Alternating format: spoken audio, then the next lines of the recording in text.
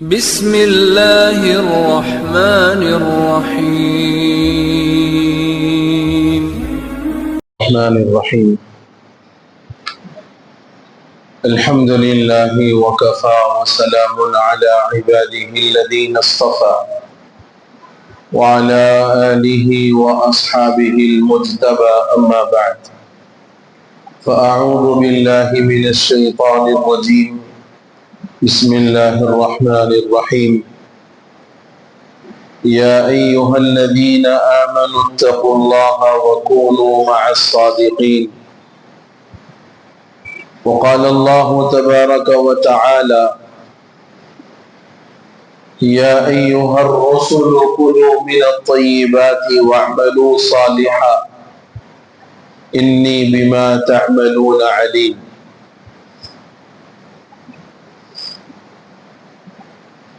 صدق اللہ مولانا العظیم۔ قابل احترام عزیز بزرگوں، نوجوان بھائیوں،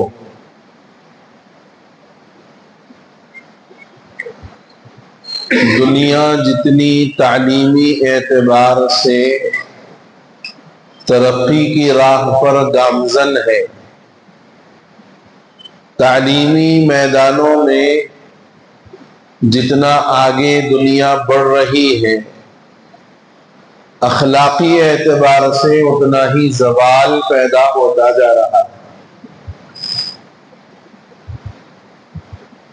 تعلیمی میدانوں میں بڑی بڑی ڈگریاں، بڑے بڑے عہدے اور مناصب سائنسی اور ٹیکنالوجی کے اعتبار سے خوب آگے بڑھ رہی ہے دنیا، مگر اخلاقیات، اخوت، رحم دلی، ایک دوسرے کا درد سمجھنا، انسانیت کے ناطے جو چیز بحیثیت انسان ہونے کے ہم پر عائد ہوتی ہے، آج دنیا اس سے کوسوں دور ہے۔ وجہ اس کی یہ ہے کہ دنیا نے مادیت کو اتنا زیادہ قبول کر لیا، ظاہر میں نظر آنے والی چیزوں کے فوائد کو اتنا زیادہ تیزی کے ساتھ قبول کر لیا کہ روحانی اعتبار سے جن چیزوں کے کرنے کی ضرورت ہے اس سے ہم بالکل دور ہوتے چلے گئے۔ آپ غور کر کے دیکھیے، رحم دلی، اچھے اخلاق،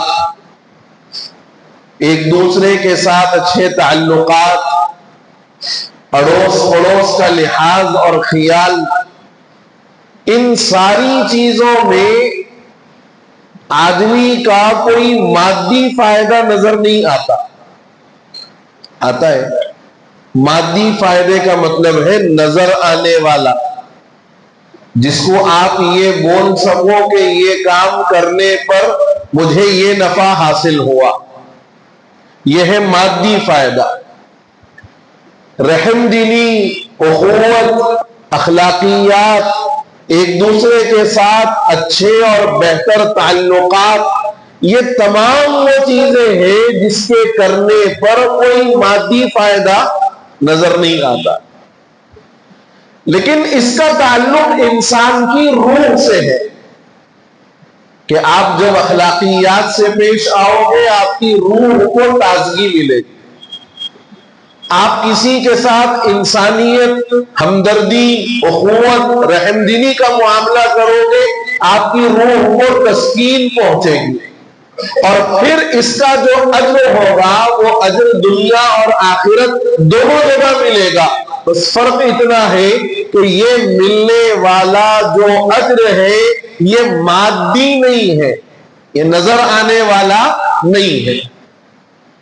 اور آج انسانوں کی ایک بڑی تعداد وہ ہے جو مادیت کی طرف گامزن ہے، کچھ کرا تو کوئی فائدہ اور اس کا نفع نظر آنا. کوئی چیز میں نے اگر کی ہے تو اس سے ملنے والا نفع اور فائدہ مجھے ہاتھ میں نظر آئے. کیونکہ ان چیزوں میں کوئی نفع اور کوئی مادی فائدہ آنکھوں سے نظر نہیں آتا، اس لیے انسانیت آج ان تمام اچھی صفات سے دور ہو گئی، اور وہ تمام بری صفات جس کے اثرات نظر بھی آ رہے ہیں اور جس کے نقصانات سے ہم روزانہ اپنی آنکھوں سے جن کا مشاہدہ کر رہے ہیں، باوجود اس کے کہ یہ نقصانات نظر آنے والے ہیں، مادی ہے، مگر پھر بھی ان بری صفات اور بری عادات کو اپنانے سے کوئی گریز بھی نہیں ہے اور کوئی ڈر بھی نہیں ہے. قرآن مقدس کی 2 آیتیں تلاوت کی گئی، اور ان دونوں میں بہت بڑا سبق اللہ رب العزت نے انسانیت کو اور بالخصوص مسلمانوں کو دیا. اس سبق سے قبل یہ بات غور کرنے کی ہے اور جائزہ لینے کی ہے کہ ہمارا مسلم معاشرہ روز بروز بگاڑ کے راستے پر کیوں ہے؟ سدھار کی طرف نہیں ہے، بگاڑ کی طرف ہے. آپ دیکھو کہ نوجوانوں میں بے راہ روی، منشیات کا استعمال، منشیات سمجھتے نہیں سمجھتے؟ ڈرگس، نشہ، چرس، گانجا، جی وائٹنر وغیرہ وغیرہ، جتنی بھی نشے کی چیزیں ہیں اس کو منشیات کہتے ہیں. میں بولتا ہوں، بار بار بولتا ہوں، اردو پڑھو، اردو پڑھو. پڑھنے کا ہی ٹائم نہیں ہے، اردو کہاں پڑھتے لوگ سب؟ کیونکہ سب کچھ مفتی یوٹیوب پڑھنا گوگل پہ مل جا رہا ہمارے ہے نہیں؟ سب کچھ مفتی یوٹیوب مارو، مولانا گوگل پہ سرچ کرو، دونوں بھی نتیجہ لا کے الجواب صحیح بول کے پیش کر دیتے. اور ہم لوگ بھی آنکھ بند کر کے جانی جانی بولے تو یس پاپا بولتا نہیں، اپن بھی یس یس گوگل، یس یوٹیوب بول رہے.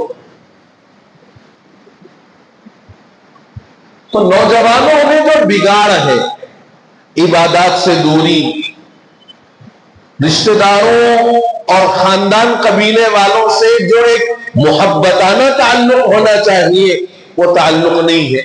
آج کل رشتہ داروں کے تعلقات محبت کی بنیاد پر نہیں ہے، زبردستی کی بنیاد پر. الا ماشاء اللہ، الا ماشاء اللہ.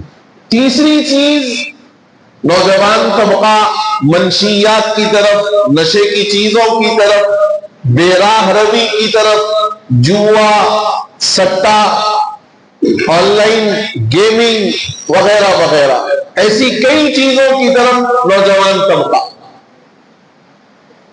پھر محبت کے نام پر بے حیائی، محبت کے نام پر بے حیائی، اور عزت تار تار، عصمت پامال، محبت کے نام پر. عورتوں کا مشغلہ یہ بنا ہوا ہے کہ کوئی گھر سکون اور چین کا گہوارہ بنا ہوا نہیں ہے، تقریباً گھر الا ماشاء اللہ جہنم زار بنے ہوئے. ساس بہو کی نہیں جم رہی، دیورانی جٹھانی کی نہیں جم رہی، جی بھاوج اور ننن کی نہیں جم رہی. اور پاکستانی ڈرامے، ہندوستانی ڈرامے دیکھ دیکھ کر ہر کوئی ایک دوسرے کے خلاف برسرے پیکار ہے، جنگ کے لیے تیار ہے. انہوں اتنا کرے تو ہم اتنا کریں گے، انہوں ایسا کرے تو اپن ویسا کریں گے. سدھار کی طرف، اصلاح کی طرف نہیں ہے. اور جو بڑے لوگ ہیں ماشاءاللہ، تعلیم یافتہ بھی کہیے، تجار کہیے، اور بازاروں میں رہ کر دنیا کا مشاہدہ کرنے والے، آپ ان لوگوں کے حالات پر اگر غور کریں تو آپ کو یہ نظر آئے گا کہ جھوٹ، دھوکہ، فریب، کسی کا مال لیے لوٹ لیے، کسی کا مال لیے ہڑپ دیے، جی دیندار نظر آنے والے بہنوں کو ان کے حق میراث سے محروم کر کے بیٹھے ہوئے ہیں، چھوٹے بھائیوں کا حق دبا کر بیٹھے ہوئے ہیں، کاروبار میں پیسہ لگا کر نفع دینے کے نام پر لوگوں کا لاکھوں لاکھ روپیہ دبا کر بیٹھے ہوئے ہیں۔ نتیجہ یہ ہے کہ مسلمانوں سے تعلقات اور تجارتی تعلقات قائم کرنے کے لیے دنیا کی ہر قوم ڈر رہی۔ مولوی صاحب نکو مسلمان نمبر 1 تو وعدے کا پابند نہیں رہتا، وعدے کا پابند نہیں رہتا۔ نمبر 2 جھوٹ اور بہانے بازیاں اتنا، جیتی ہوئی بیوی کو کینسر سے مار دیتا، مرغے سے والوں کو دوبارہ سبارہ مار دیتا۔ مانگنے والے جب قرض گھر پر گئے، بولا صاحب اگلے مہینے میں دے رہا ہوں، اگلے مہینہ سال گزر گئے مگر وہ اگلا مہینہ اب تک نہیں آیا۔ یہ ہمارے معاشرے کی تصویر ہے، یہ ہمارے معاشرے کے احوال ہیں۔ اچھا پھر اس پر مستضاد کہ یہ بگاڑ تو اپنی جگہ پر ہے، مزید یہ کہ اصلاح معاشرے کے جلسے آج جتنے ہو رہے ہیں شاید پہلے کبھی اتنے نہیں ہوئے۔ ماشاءاللہ ہر مہینے میں گھروں کے اندر اصلاح معاشرے کے جلسے ہو رہے ہیں، علماء آ رہے ہیں، محلوں کے اندر جلسے، مسجدوں میں جمعے کے وعظوں کے ذریعے سے اصلاح معاشرہ کی باتیں، اور سالانہ علاقوں کے اندر جلسے رحمت للعالمین کا، فیضان غوث الورا کا، اور دوسرے اور کئی جلسے جس میں آنے والے ہر عالم دین کی زبان سے اصلاح معاشرے ہی کی دعوت ہے، مگر پھر بھی معاشرہ نہیں سدھر رہا۔ بات سمجھ آ رہی ہے میری؟ اتنی کوششوں کے باوجود اور اتنے لاہے عمل کے باوجود معاشرے کے اندر سے بگاڑ ختم کیوں نہیں ہو رہا اور معاشرہ سدھر کیوں نہیں رہا ہے؟ دو بڑی وجوہات ہیں اس کی، دو بڑی وجوہات۔ ایک وجہ ہے حرام کمائی، ایک بڑی وجہ ہے حرام کمائی۔ قرآن مقدس نے حلال کھانے کا حکم براہ راست امت کو نہیں دیا، بلکہ اس کا حکم انبیاء علیہم السلام کو دیا، اور ان کے واسطے سے امت کو حکم ہے۔ حالانکہ یہ بات ہر مسلمان بطور عقیدہ جانتا ہے کہ اللہ کے جتنے نبی آئے ہیں انہوں نے حلال کمایا، حلال کھایا، حلال ہی کی تعلیم دی، اور اللہ نے نہ صرف انبیاء بلکہ ان کی اولاد کو بھی حرام کے کھانے سے محفوظ رکھا۔ ہر مسلمان بطور عقیدہ اس بات کو جانتا ہے، لیکن قرآن کیا کہہ رہا؟ یا ایھا الرسل کلوا من الطیبات واعملوا صالحا، اے انبیاء کی مقدس جماعت، حلال کھاؤ، پاکیزہ کھاؤ، واعملوا صالحا، اور نیک اعمال کرو۔ علماء فرماتے ہیں کہ ان دو باتوں میں بڑا گہرا تعلق ہے۔ کیا حلال کے کھانے کی وجہ سے انسان کو اعمال صالحہ کی توفیق ہوتی؟ مال حلال کے اندر اللہ نے وہ تاثیر رکھی ہے کہ جب حلال کا لقمہ پیٹ میں جاتا ہے، جسم کا حصہ حلال کے ذریعے سے پروان چڑھتا ہے، تو اس حلال کی برکت سے آدمی کو اعمال صالحہ کی توفیق ہوتی، نیکیوں کی طرف آدمی کی طبیعت راغب ہوتی۔ حالانکہ انبیاء اکرام کی جماعت وہ تو صرف حلال کھانے والے،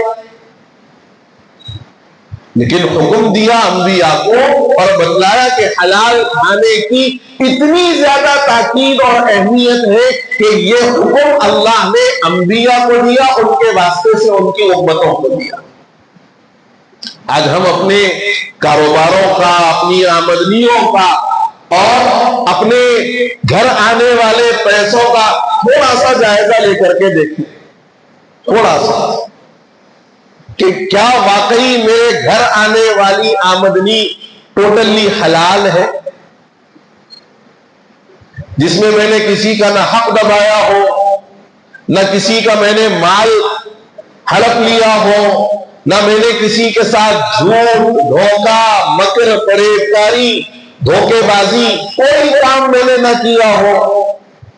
غور کر کے دیکھو، کام کرنے والا اپنے کام کی جو اجرت ہے اس اجرت کو لینے کے لیے 1000 جھوٹ کہتا ہے۔ منڈی پر فروٹ بیچنے والا جھوٹی قسمیں کھا کر اپنے مال کو بیچنے کے لیے گریز نہیں کرتا۔ یہ سب ہمارے کو بھی نہیں پڑا اتنے، اور ایسے کئی ذرائع ہیں جو خالص حرام کے ذریعے سے آ رہے ہیں اور گھر اس پر پڑ رہے ہیں۔ کئی مسلمان گھرانے، آپ مجھے معاف کریے، حقیقت عرض کر رہا ہوں، کئی ایسے مسلمان گھرانے ہیں جو ٹوٹلی سود پر جیتے ہیں۔ فکس ڈپازٹ کے نام پر، فلاں کے نام پر اپنے پیسے بینک میں جمع کر دیے گئے، اس کا آنے والا انٹرسٹ ان کے گھر کے ضروریات کی کفالت کر رہا، ٹوٹل سود پر گھر چل رہا۔ کئی ایسے مسلمان ہیں جن کے پاس چٹیوں کے ڈالنے میں وہ جو حراج والی چٹی ہے، ایک مثال دے رہا ہوں، کئی ایسے لوگ ہیں جو ان چٹیوں کو اپنی مجبوری سمجھ کر یا اپنی ضرورت سمجھ کر یا اپنا نفع سمجھ کر بغیر کسی تعامل کے چلاتے ہیں۔ چٹی اٹھنے کے بعد والا جو پیسہ ہے اس میں جو سب لوگ بانٹتے نا، بچنے کے بعد میں سب کچھ حصہ جاتا ہے اس میں، وہ پورا مال گھر میں آ کھا رہے ہیں۔ حدیث میں فرمایا گیا مسافر کی دعا اللہ کبھی رد نہیں فرماتا، مسافر کی دعا اللہ رد نہیں فرماتا، قبول فرماتے۔ لیکن فرمایا کہ بہت سارے لوگ جو غبار آلود بالوں کے ساتھ اور گرد آلود کپڑوں کے ساتھ ہوں گے، جن کے بال بکھرے ہوئے ہوں گے، لمبے لمبے سفر کر رہے ہوں گے، اور جب وہ سفر کے دوران اپنے رب کو پکاریں گے اور اللہ سے دعائیں کریں گے، جبکہ ان کا کھانا بھی حرام ہے، ان کا پینا بھی حرام ہے، ان کا لباس بھی حرام کا بنا ہوا ہے، اور یہ ساری چیزوں کے باوجود جب یہ اپنے رب کو پکاریں گے تو اَنَّىٰ يُسْتَجَابُ، کہاں ان کی دعائیں قبول ہوگی؟ آج جو ہم یہ واویلا مچاتے ہیں نا کہ بھئی ہماری دعائیں قبول نہیں ہو رہی ہیں، ہمارے حالات درست نہیں ہو رہے ہیں، کبھی غور کر کے دیکھو کہ کیا ہم نے بھی واقعی اللہ کے دین کے لیے اپنے آپ کو کچھ پیش کیا، اپنا کچھ اللہ کے دین کے لیے لگایا؟ نہ اپنا مال اللہ کے دین کے لیے لگ رہا ہے، نہ اپنی جان اللہ کے لیے لگ رہی ہے، نہ اپنا وقت اللہ کے لیے لگ رہا ہے، کوئی چیز ہم اللہ کے لیے دینے کو تیار نہیں ہے، لیکن اللہ سے ہمیشہ بس تم دیو، انکمنگ ہوتے جانا، ہماری طرف سے آؤٹ گوئنگ کا مسئلہ نہیں۔ غور کر کے دیکھو، قرآن تو صاف کہتا ہے ان تنصروا اللہ ینصرکم، تم اللہ کے دین کی مدد کرو، اللہ تمہاری مدد کرے۔ پوری 24 گھنٹے کی زندگی کا اگر کوئی آدمی روزانہ جائزہ لے اور غور کرے تو معلوم ہوگا کہ کیا واقعی میری ذات سے اللہ کے دین کی کچھ مدد ہوئی، اللہ کے دین کا کچھ فائدہ ہوا میری ذات سے؟ غور کر کے دیکھو، امام بھی اگر امامت کر رہا ہے تو دین کو فائدہ پہنچانے کے لیے، خطیب اگر بیان کر رہا ہے دین کا فائدہ پہنچنے کے لیے، امام سوچ رہا صاحب میرے کو جانا ہے، نماز پڑھانا ہے، تنخواہ لینا ہے، خطیب یہی سوچ رہا تقریر کرنا ہے، جمعہ پڑھانا ہے، تنخواہ اٹھانا ہے۔ وہ جذبہ دروں کہاں چلا گیا؟ اسی لیے بہت سارے لوگ یہ کہتے ہیں کہ صاحب بولنے والوں میں اخلاص نہیں،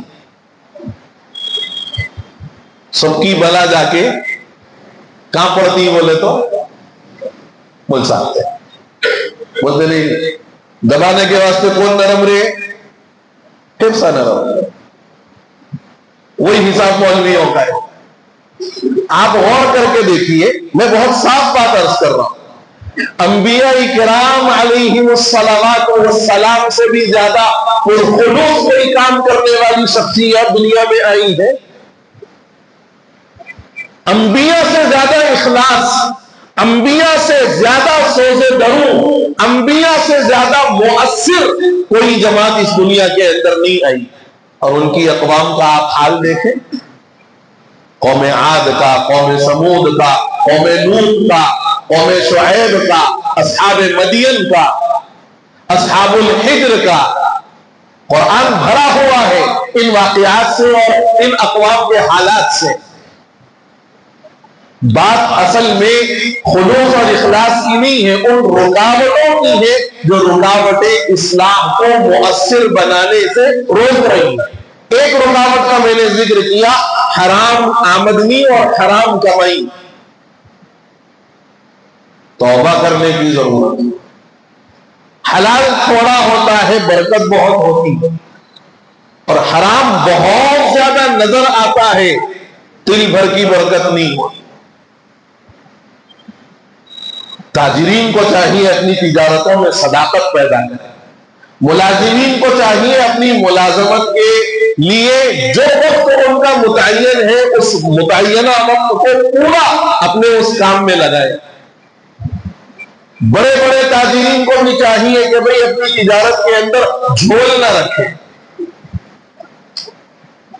اور دوسری بڑی رکاوٹ، ایک تو حرام آمدنی، اور دوسری بڑی رکاوٹ ہے بری صحبت۔ بری صحبت۔ شیخ سعدی رحمت اللہ علیہ نے بڑی عجیب بات ارشاد فرمائی، صحبت صالح ترا صالح کند، صحبت طالح ترا طالح کند۔ اچھی صحبت تجھے بھی اچھا بنائے، بری صحبت تجھے بھی برا بنا دے گی۔ اور مثال دی جاتی ہے کہ ایک آدمی عطر نہ لگائے مگر عطر فروش کی دکان پر صرف بیٹھ جائے، عطر نہیں لگایا، عطر فروش کی دکان پر بیٹھ جائے، اور تھوڑی دیر کے بعد وہاں سے نکلے تو اس کے کپڑوں میں، اس کے جسم پہ خوشبو لازمن بس جائے۔ اور اسی طرح کوئی آدمی لوہار کی بھٹی کے پاس جا کر کے بیٹھ جائے، وہ کام نہ کرے، آگ نہ جلائے، بھٹی کے اندر کوئی چیز نہ ڈالے، لیکن وہاں بیٹھنے کی وجہ سے اس کی چنگاریاں بھی کپڑوں پر گریں گی اور وہ دھوئے کی بدبو اس کے کپڑوں اور جسم کے اندر بس جائے۔ کیوں؟ اس لیے کہ یہ صحبت کا اثر ہے۔ اور شیخ سعدی نے ایک دوسری جگہ بھی کہا کہ تاثیر صحبت لازم و ضرر آن در اندر مدت ظاہر بھی شود، کہ صحبت کا اثر لازمی طور پر ہوتا ہے۔ یہ مت سمجھو کہ صحبت کا اثر نہیں ہوگا، تھوڑی دیر باہر گئے تو کیا ہونا ہے۔ صحبت کا اثر لازمی طور پر ہوتا ہے اور اس کا نقصان تھوڑی ہی مدت کے اندر ظاہر ہو جاتا ہے۔ ایک صحبت تو وہ ہے جو واقعتاً پورا معاشرہ جن کو برا سمجھتا ہے، مثال زناخوار، بدکار، شرابی، گنجیٹی، جواری، سٹے باز اور بہت سارے جو برائیاں ہیں، ان کے ساتھ اگر کوئی رہا تو بولتے میاں مت رہے اس کے ساتھ، تو بھی ویسی ہو جائے گا۔ کیوں؟ اس لیے کہ وہ اس کام کے اندر مبتلا آدمی، تو اس سے تو روکیں گے۔ لیکن آج ایک ایسی صحبت ہمارے نوجوانوں کو، ہمارے بڑوں کو، ہمارے بچوں کو، ہمارے مردوں کو اور ہماری عورتوں کو ایسی صحبت لگی ہوئی ہے، اور ایسی ویسی نہیں، 24 گھنٹے کی صحبت لگی ہوئی ہے، اور جس پر کسی کی نظر نہیں جاتی وہ ہے یہ موبائل، وہ ہے یہ موبائل۔ آپ اس میں کیا نہیں دیکھ رہے؟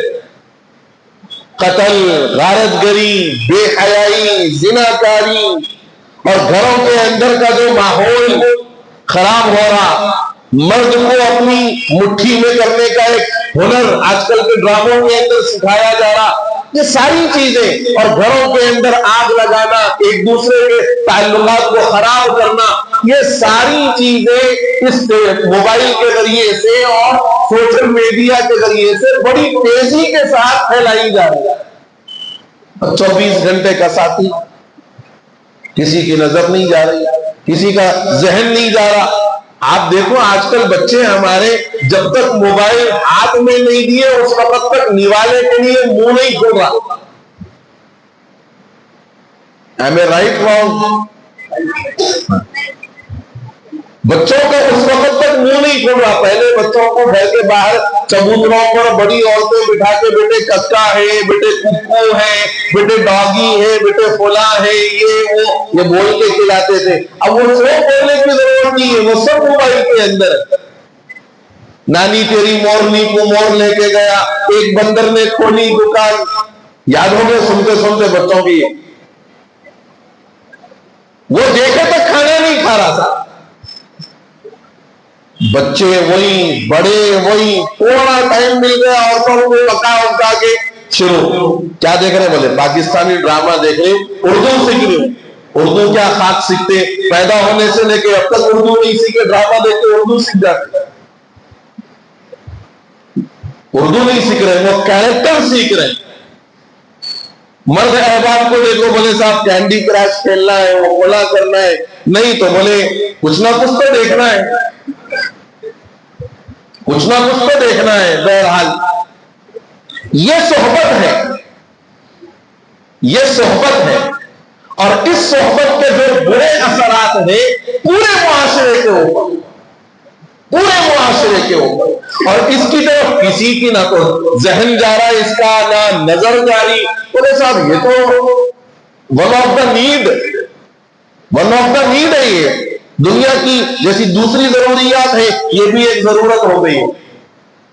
مگر میرے بزرگوں بڑی پلاننگ کے ساتھ، بڑے منصوبے کے ساتھ ہمارے اوقات کو خراب کیا، ہماری صحت کو خراب کیا، ہمارے جو ہے فیوچر کو برباد کیا، ہماری ہر چیز کو خراب کر دیا، مگر ہماری ذہن میں آج تک یہ بات نہیں آئی۔ تو معاشرتی بگاڑ کی جہاں اور وجوہات ہیں، دو بڑی وجوہات، ایک ہے حرام آمدنی، جب تک حرام رہے گا بندے کو اللہ کا قرب نصیب نہیں ہو سکتا۔ جب تک حرام غذا رہے گی اللہ کے سامنے بندہ لاکھ مرتبہ لجاجت اور تضرع اختیار کر لے، اس کی دعاؤں کے اندر قبولیت نہیں پیدا ہوتی۔ اور جب تک اچھی صحبت نہ ہو، اچھی صحبت سے کیا مراد ہے؟ علاقے کے علماء سے، علاقے کے ائمہ سے تعلقات، علاقے میں کوئی اچھے دین جاننے والے عالم ہیں، اچھے قرآن پڑھنے والے حفاظ ہیں، ان سے تعلقات، یا کم از کم کوئی پورے علاقے کے اندر کہاں دینی اچھی مجلس ہو رہی ہے اس مجلس میں جانا بیٹھنا۔ ہماری مسجد میں درس قرآن تقریباً 2.5 سال 3 سال سے ہو رہا، 2.5-3 سال تو ہو گئے، 3 سال سے ہو رہا، لیکن 30 لوگ ہماری مسجد میں درس قرآن کو آنے کے لیے تیار نہیں ہے۔ حالانکہ اتوار کا دن ہے، کام کاج سے چھٹی کا دن ہے۔ بولے صاحب ہم ہفتہ بھر ہم بیزی رہتے، اب آگے تمہارے پاس اور کام بیٹھیں گے؟ بولے نہیں، وہی آنے والے ریگولر جو افراد ہیں وہی افراد ہے، باقی سب کو معلوم ہے کہ بھئی درس قرآن ہوتا مگر کوئی آنے کو تیار نہیں ہے۔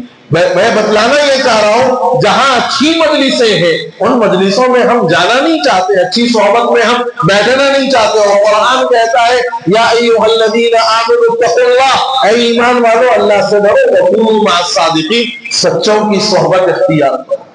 اور قرآن سے سچا تو کوئی اور نہیں ہے، قرآن سے تو سچا اور کوئی نہیں ہے۔